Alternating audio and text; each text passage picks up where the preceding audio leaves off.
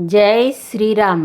శ్రీరాముని అనుగ్రహముతో శ్రీ రాఘవేంద్ర స్వామి 4 జన్మలు చరిత్రలు చదువుతున్నాను. ప్రహ్లాదుడే 4 జన్మలు తరువాత శ్రీ రాఘవేంద్ర స్వామి అయ్యను. 1వ జన్మ శంఖకర్ణుడు విష్ణుభక్తుడు. శ్రీహరి బ్రహ్మ సేవకు శంఖకర్ణుడిని నియమించెను. బ్రహ్మ సేవకు అంతరాయము కలిగించెనని శంఖకర్ణుడిని రాక్షస కులములో జన్మించమని శపించెను. అతడే ప్రహ్లాదుడు. 2వ జన్మ ప్రహ్లాదుడు కొంతకాలం తరువాత దేహము విడిచి వ్యాసరాయ తీర్థులుగా జన్మించెను. 3వ జన్మ వ్యాసరాయ తీర్థులు కొంతకాలము తరువాత దేహము విడిచి శ్రీ రాఘవేంద్ర స్వామిగా జన్మించెను. 4వ జన్మ ఈ ప్రహ్లాదుడే రాఘవేంద్ర స్వామి అవతారము. ఇప్పుడు 4 జన్మల చరిత్రలు కథలు చదువుతున్నాను. జై శ్రీరామ. 1వ జన్మ శ్రీహరి తన భక్తులలో శంఖకర్ణుడు అను వానిని బ్రహ్మ సేవకునిగా నియమించెను. శ్రీహరి ఒకసారి బ్రహ్మ శంఖకర్ణుడిని సేవ నిమిత్తము పిలిచెను. అప్పుడు శంఖకర్ణుడు శ్రీహరి ధ్యానములో నిమగ్నుడయ్యను. పనిలో ఆలస్యము అయినది అని బ్రహ్మ శంఖకర్ణుడిని, నీవు భూలోకములో రాక్షసరాజు అయిన హిరణ్యకశిపుడికి పుత్రుడుగా ప్రహ్లాదుడుగా జన్మించు అని శంఖకర్ణుడిని శపించెను బ్రహ్మ. జై శ్రీరామ. 2వ జన్మ అప్పుడు శంఖకర్ణుడు బ్రహ్మ శాపము వలన హిరణ్యకశిపునికి భార్య అయిన కయాధువుకి ప్రహ్లాదుడు జన్మించెను. కయాధువు గర్భములో 10,000 సంవత్సరములు ఉండెను. నారదుడు ప్రహ్లాద అని నామకరణము చేసెను. ఆ తరువాత ప్రహ్లాదుని తండ్రి రాక్షసరాజు అయిన హిరణ్యకశిపుడిని నరసింహుడు గోళ్లతో సంహరించెను. ఆ తరువాత ప్రహ్లాదుడు రాజు అయి కొన్ని 100 సంవత్సరములు యజ్ఞయాగములు దాన ధర్మములు చేసి రాజ్యము పరిపాలించి అవతారము చాలించెను. ప్రహ్లాదుడు యజ్ఞయాగములు చేసిన స్థలమే మంత్రాలయము. ప్రహ్లాదుడు ప్రతిరోజు యజ్ఞములు చేసేవాడు. అందువలన మంత్రాలయము గొప్ప దివ్యక్షేత్రం అయినది. మంత్రాలయములో ప్రహ్లాదుడు విగ్రహము ఉన్నది. జై శ్రీరామ. 3వ జన్మలో ప్రహ్లాదుడు తల్లి సీతమ్మకు, తండ్రి రామాచార్యులకు వీరికి కుమారుడుగా జన్మించెను. ఆ బాలుడికి వ్యాసరాయ తీర్థులు అని నామకరణము చేసిరి. ఆ బాలుడిని తల్లి తండ్రి 12 ఏండ్ల వయస్సులో విద్య నేర్చుకొనుటకు ఆశ్రమమునకు పంపించి వేశను. ఆశ్రమములో ధ్రువుడు అంశతో జన్మించిన శ్రీ పాదరాయల వారి వద్ద విద్య నేర్చుకొనెను శ్రీ వ్యాసరాయ తీర్థులు. శ్రీ వ్యాసరాయ తీర్థులు తిరుమలలో శ్రీనివాసునికి కొంతకాలము పూజలు చేసెను. తిరుమలలో గోపురము పైన విమాన వెంకటేశ్వరునికి ప్రాణప్రతిష్ఠ చేసెను శ్రీ వ్యాసరాయ తీర్థులు. తిరుచానూరు పద్మావతి అమ్మవారికి విశేష పూజలు నిర్వహించెను శ్రీ వ్యాసరాయ తీర్థులు. 722 శక్తివంతమైన ఆంజనేయుని విగ్రహములను ప్రతిష్ఠ చేసెను శ్రీ వ్యాసరాయ తీర్థులు. ఎన్నో దివ్యక్షేత్రములు తిరిగి మహితాత్ముడయ్యను శ్రీ వ్యాసరాయ తీర్థుల వారు.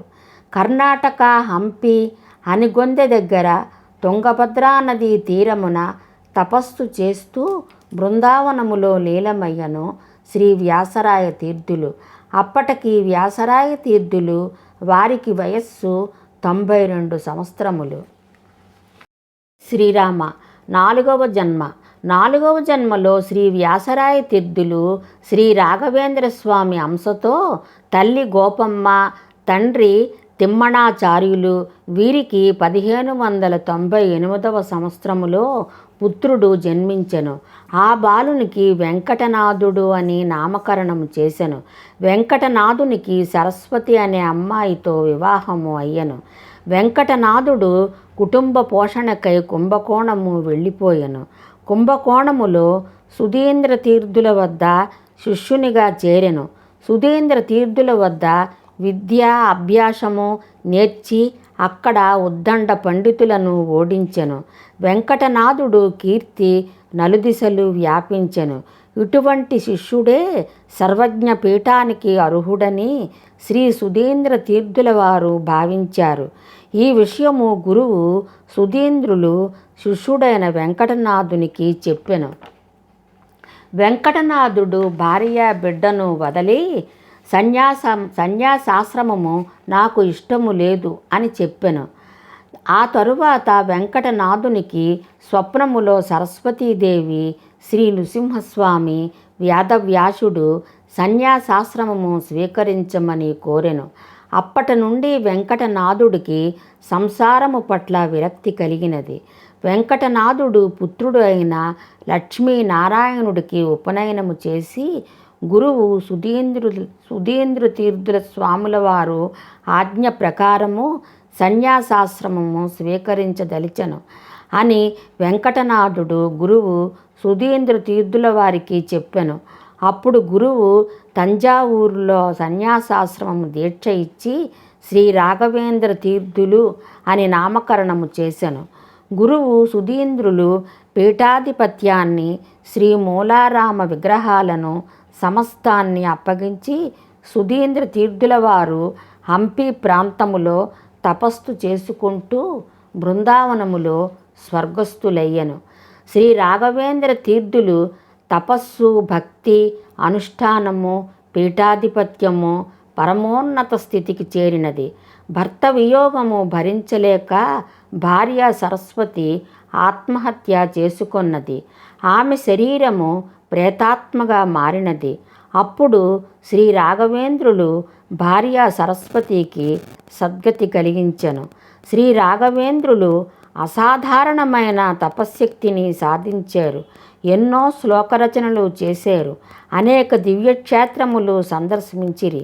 మూలారామ విగ్రహము బ్రహ్మ స్వయముగా తయారు చేసుకొని పూజించిన శ్రీరాముని విగ్రహము, ఆ తరువాత ఎందరో పీఠాధిపతులు శ్రీ సుధీంద్ర తీర్థులు పూజలు చేశారు. ఆ తరువాత శ్రీ రాఘవేంద్ర స్వామి పూజ చేశాను. శ్రీ రాఘవేంద్ర స్వామి ఎన్నో మహిమలు చేశాను. శ్రీ రాఘవేంద్ర స్వామి అన్నగారు అయిన గురురాజాచార్యులు కుమారుడు వెంకణాచార్యులకి సన్యాసాశ్రమము ఇచ్చి శ్రీ యాదవేంద్రులు అని నామకరణము చేశాను. శ్రీ రాఘవేంద్ర స్వామి తన అన్న కుమారునికి పీఠాధిపత్యము ఇచ్చి శ్రీ మూలా శ్రీరామ విగ్రహము యాదవేంద్రులకి అప్పగించెను. శ్రీ రాఘవేంద్ర స్వామి శ్రీ రాఘవేంద్ర స్వామి తుంగభద్రా నదీ తీరమున ఆశ్రమము నిర్మించుకొనెను.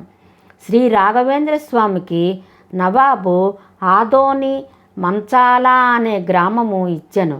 అది దట్టమైన మహా అరణ్య ప్రాంతము. ఆ స్థలము ప్రహ్లాదుడు యజ్ఞము చేసిన స్థలము అది.